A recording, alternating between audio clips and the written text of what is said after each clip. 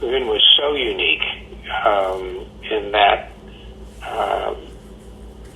somebody on and off the field, so to speak. In the stadium, he was obviously the voice of baseball. Was the Dodgers.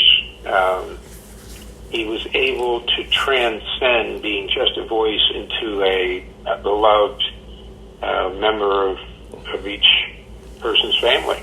That's extremely difficult to do.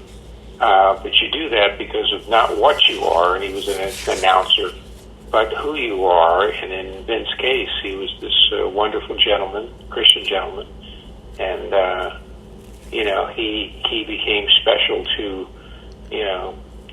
millions of people because of how he affected them. And I've always said, we're in the memory business. Well, Vin brought all of our individual memories collectively to the fans and the listeners.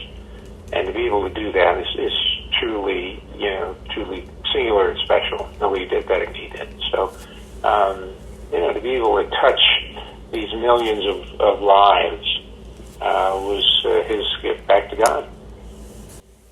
A lot of the themes I'm trying to touch on are his humility and his sincerity and his kindness. I didn't know if you had any sort of thoughts about either of those traits and how they kind of would maybe rub off on you. Well, he had grace. We all strive for that. And we achieve it in a variety of different ways and degrees.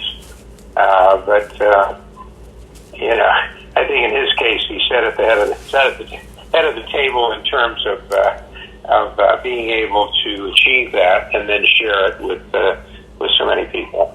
No, I think using the word grace is one of the nicest ones I've heard so far, and I just think that was another thing that he had, not just being graceful, but full of grace that passed it on to people. Yeah, and that's why, again, I go back to when I lecture about, it's not what you are, ball player, announcer, bus driver, whatever it may be, but who are you? What do you believe in? What do you stand for? And what and how are you trying to accomplish in your life? Yeah. And again, he was very, very unique.